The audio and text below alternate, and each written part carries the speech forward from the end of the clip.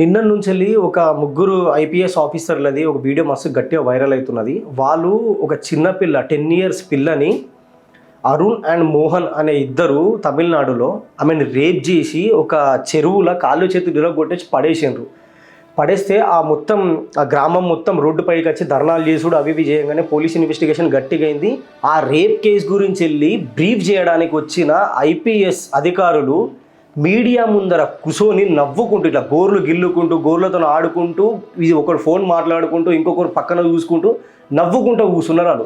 అసలు దేనికోసం వచ్చిండ్రు, దేన్ని బ్రీఫ్ చేయడానికి వచ్చిండ్రు అన్న సంగతి కూడా మర్చిపోయి నవ్వుకుంటూ కూర్చుంటే పబ్లిక్కి మరీ ఇంత దారుణమా అంటే ఒక చిన్న పిల్ల పైన రేప్ జరిగిన దాన్ని కూడా మీరు ఇంత నవ్వుకుంటూ తీసుకుంటారా అని చెప్పేసి ఆ వీడియోని వైరల్ చేయంగానే ఈ వీడియో క్లిప్ రీసెంట్గా సీఎం అయిన తలపతి విజయ్ దగ్గరికి వెళ్ళేసరికంటేనే ఆయన ఎంత మంచి డిసిజన్ తీసుకున్నాడు అంటే ఒక చిన్న పిల్ల మీద రేప్ జరిగింది, దాన్ని మీరు బ్రీఫ్ చేయడానికి వెళ్ళి నవ్వుకుంటూ కూర్చోటరా, మీకు ఈ సీట్లో కూర్చుంటే అధికారం లేదు అని చెప్పేసి వెంటనే సస్పెండ్ చేసి పడేసిండట వాళ్ళని. ఒక చిన్న పిల్ల ఇష్యూ మీద మీరు పోయినప్పుడు ఎట్లా బిహేవ్ చేయాలని మీరు పోలీసులే మీరు ఇట్లా ఇంత లైట్గా ఉంటే ఇంకా రేపిస్ట్ నా కొడుకులు ఎక్కువ అయిపోతారు కదా.